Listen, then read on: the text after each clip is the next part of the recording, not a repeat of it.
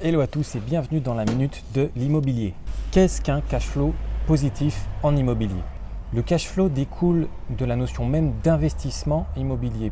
C'est-à-dire que si je place 1 euro, je dois au moins récupérer plus de 1 euro, disons peut-être 1,05 ou 1,1 euro.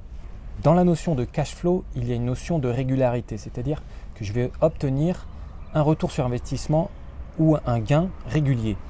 En immobilier, la fréquence du gain est la plupart du temps mensuelle puisqu'on loue au mois, sauf peut-être dans des locations saisonnières ou courte durée. Le gain, c'est quoi? C'est lorsque vous avez un cash flow positif, c'est-à-dire que tous les mois, il va vous rester une somme d'argent dans votre poche. Donc comment se calcule un cash flow? Donc c'est très simple, il suffit de faire la différence entre ce qui rentre, c'est-à-dire les loyers, une somme d'argent qui va rentrer sur votre compte, moins ce qui sort, c'est-à-dire toutes les charges.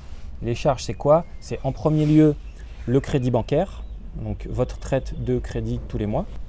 Deuxièmement, vos charges de copropriété. Troisièmement, la taxe foncière. Quatrièmement, les autres charges, par exemple, imaginons vous louez en meublé et que vous avez des charges d'internet. Et également tout ce qui est impôts que vous pouvez également mensualiser. Donc lorsque vous avez mensualisé toutes vos charges, par exemple la taxe foncière, si vous payez 480 € par an de taxe foncière, ça vous fait 40 € par mois.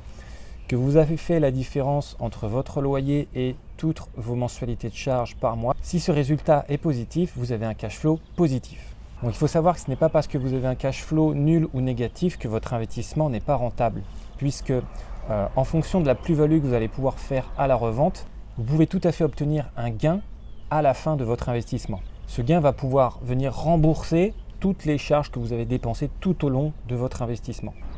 Le seul problème dans ce cas-là, c'est qu'on ne sait jamais à l'avance si on va faire une plus-value et on ne sait pas non plus le montant de cette plus-value. Vous l'aurez compris, on a tout à fait intérêt à faire une opération avec un cash flow positif lorsqu'on investit dans l'immobilier. Le cash flow positif, c'est avoir l'assurance que notre opération soit rentable dès maintenant et sans attendre une hypothétique plus-value. Voilà, si vous avez aimé cette petite vidéo, mettez un petit like, ça fait toujours plaisir. Et quant à moi, je vous dis à très vite pour une prochaine.